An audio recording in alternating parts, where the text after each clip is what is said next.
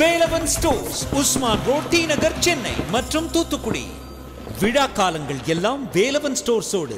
இருக்கக்கூடிய அத்தனை பேர் தான் தலைவர்கள், நான் தான் தொண்டன். அதில்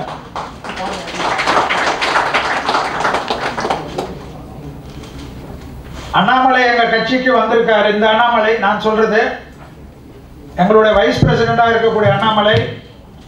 முதல் கூட்டத்தையே பார்த்தீங்கன்னா ஏதோ பல கூட்டங்கள் எல்லாம் நடத்தி கரகண்டவர் போல பண்ணியிருக்கிறதுக்கு வாழ்த்துக்கள்.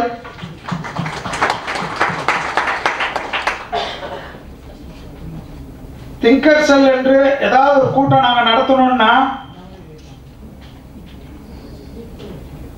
தமிழகத்தினுடைய ஒரே தன்மான சிங்கம் எங்களுடைய மாநில தலைவர் அண்ணாமலை அவர்கள் எப்பொழுதும்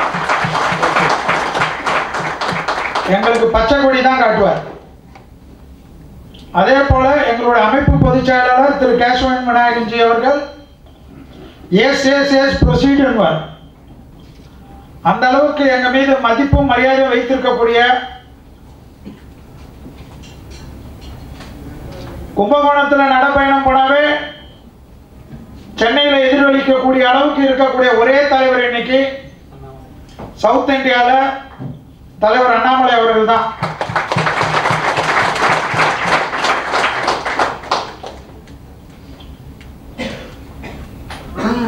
டெய்லி எல்லாரும் எங்களை போல ஜோதிடர்கிட்டையும் அவங்களுக்கு பிடிச்ச பூஜாரிகள்கிட்டையும் கேட்டுக்கிறதெல்லாம் என்னன்னா, எனக்கு நல்லது நடக்குதோ கெட்டது நடக்குதோ அண்ணாமலை வாயில விழாம இருந்தா போதும் தான் நினைக்கிறேன். அடுத்ததா இந்த கூட்டத்துல ஏன்னா எங்க ஆளுங்களை நானே பாராட்டலன்னா பெரிய கஷ்டம். எங்க கூட்டத்துல எங்களுடைய மாநில செக்ரட்டரியா இருக்கக்கூடிய திரு சதீஷ்குமார் அவர்களை வருக வருக என்று வரவேற்கின்றேன். ஆனா ஒரு வணக்கம் சொல்றேன். மீடியா என்றாலே எங்களுடைய பாரதிய ஜனதா கட்சியில் ரங்கநாயகுலு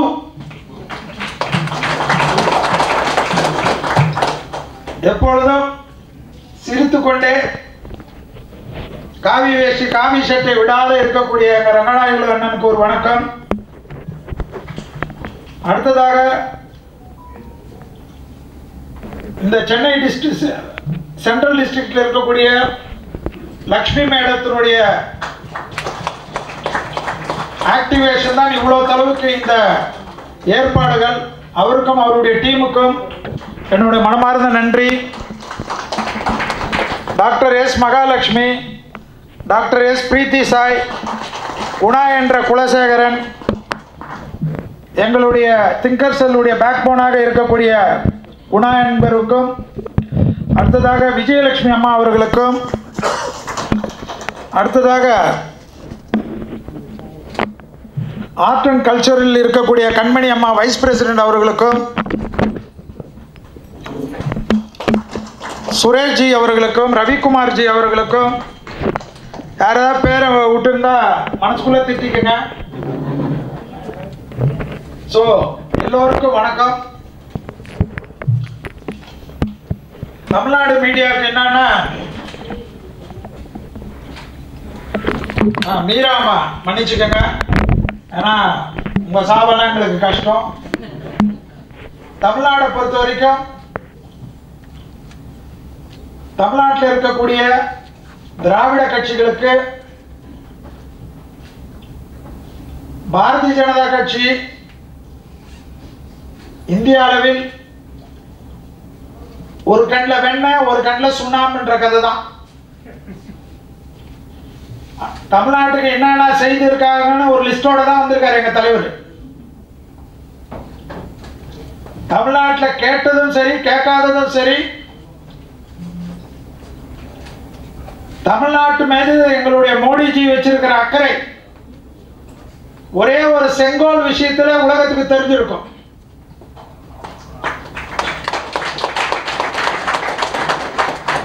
தமிழ்நாட்டுக்கும் காசிக்கும் என்ன தொடர்பு என்பதை மோடிஜி தான் கொண்டு வந்தார். காசியை பார்த்தே தீரணும்னு வாழ்க்கையில எவ்வளவு பேர் இருந்தவங்க காசியை விவிஐபியா போய் பார்த்துருக்காங்க. நீங்க ஒண்ணு யோசிச்சு பாருங்க, 2024 எலெக்ஷன் சும்மா கனவுலையாவது மோடிஜின்னு ஒரு பிம்பம் இல்லாம ஒரு எலெக்ஷனை நினைச்சு பாத்தீங்கன்னா நைட் எல்லாம் தூக்கம் போயிடும், டிப்ரெஷன் ஆயிடும் எல்லாம். ஏன்னா காட்டுல வந்து ஒரே சிங்கம் தான் ராஜாவா இருக்க முடியும். உலகத்துல ஒரே மோடிஜி தான் சிங்கமா இருக்க முடியும்.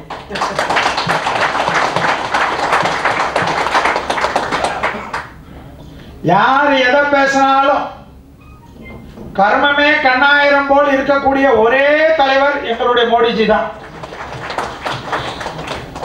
அதனால்தான் அவருடைய தொண்டர்கள் நாங்கெல்லாம் எங்களெல்லாம் சோசியல் மீடியாவில் நீங்க என்ன கழிவு ஊத்தினாலும் இந்த காதல வாங்கி அந்த காதல போட்டு போயிடும்.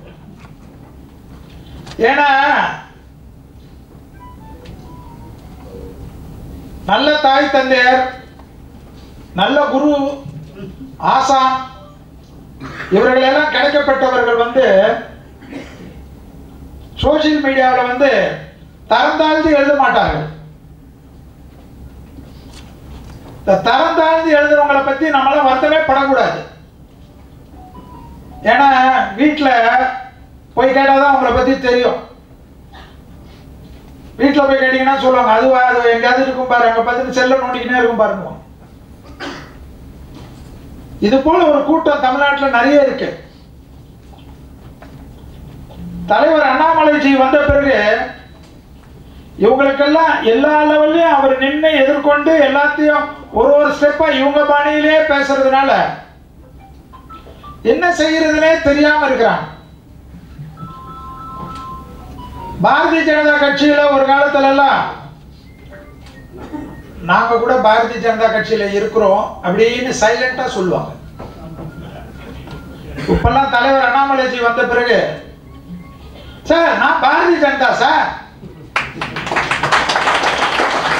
என் குடும்பமே பாரதிய ஜனதா சார், தெரியாதா சார் உங்களுக்கு? இதெல்லாம் காதுல எவ்வளவு நாள் ஆச்சு இப்பெல்லாம் கேட்டு. எங்களுக்கு கும்பராசியில சனி இப்ப பேர்ந்துருச்சு, எங்களுக்கு 2 வருஷத்துக்கு முன்னாடியே பேர்ந்துருச்சு. என்னன்னா ஒரு தலைவர், இப்ப நாங்கெல்லாம் இவ்வளவு நிம்மதியா இருக்கிறோம்னா எங்க கிட்ட கொடுத்த பொறுப்புல நாங்க நன்றாக பண்ணக்கூடிய சமயத்துல ஏதாவது தவறுன்னா நைட்ல போன் வரும், இது பண்ணது சரியில்லை, அடுத்த முறை இப்படி பண்ணாதீங்க. இது தலைவர். எப்பயுமே அவரை முன்னிலைப்படுத்தவே மாட்டார், நாங்க தான் முன்னிலைப்படுத்திட்டு இருக்கிறோம். இன்னைக்கு கூட சொல்லிட்டார், எங்களுக்கு கும்பகோணத்துல இருந்து நேஷனல் ஸ்போக்ஸ் பர்சன் வர, அவரை நல்லா ரிசீவ் பண்ணிக்கங்க, அவரை நல்லபடியா அவருக்கு பண்ணி கூட்டம்லாம் கரெக்டா சேர்த்து அவர் ஸ்பீச்சுக்கு அவ்வளவு இம்பார்ட்டன்ஸ் கொடுத்து மீடியா கவரேஜ் எல்லாம் நல்லா இருக்கணும்னால தான் நான் மீடியா அண்ணனை கையோட கூட்டின்னு வந்துட்டேன். பொறுமையா நான் பேசிக்கினே இருப்பேன் 3 மணி நேரம், ஒன்றும் பிரச்சனை இல்லை.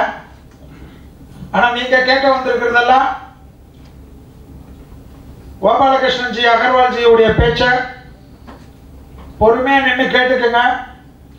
தமிழ்நாட்டுக்கு இவ்வளவுலாம் நடந்திருக்கிறதான்னு அவர் சொன்னாதான் நீங்க நம்புவீங்க. அதுக்கப்புறம் மற்ற விஷயங்கள் அடுத்ததாக கோபால்ஜியோட சாரோட பிரஸ் மீட் இருக்கு. பொறுமையாக நீங்கள் ஒத்துழைத்து இந்த கூட்டத்தை செம்மையாக நடத்த வேண்டும் என்று வந்திருக்கக்கூடிய அத்தனை நல்ல உள்ளங்களுக்கும் உண்மையான இன்டெலெக்சுவலுக்கும் உங்களுடைய திங்கிங் தான் இந்த திங்கர் செல்லை வளர வைக்க முடியும் என்ற ஒரு அன்பான வேண்டுகோளோட வணக்கம் கூறி விடைபெற்றுக் கொள்கின்றேன். நிகழ்ச்சி ஏற்பாடு செய்த ஒரு திங்கர் செல்லுடைய சகோதர சகோதரிகளுக்கு என்னுடைய மனமார்ந்த நன்றியினையும் வாழ்த்தினையும் தெரிவித்துக் கொண்டு, வாழ்க மோடிஜியின் புகழ் உலகம் முழுவதும், வளர்க அண்ணாமலையுடைய தொண்டு தமிழ்நாடு முழுவதும் என்று கூறி வாய்ப்புக்கு நன்றி கூறி அனைவருக்கும் வணக்கத்துடன் விடைபெற்றுக் கொள்கின்றேன். நன்றி, வணக்கம். இந்த வீடியோ உங்களுக்கு பிடிச்சிருந்தா ப்ளீஸ் லைக் அண்ட் ஷேர் பண்ணுங்க. மறக்காம எங்க சேனலை சப்ஸ்கிரைபும் பண்ணுங்க.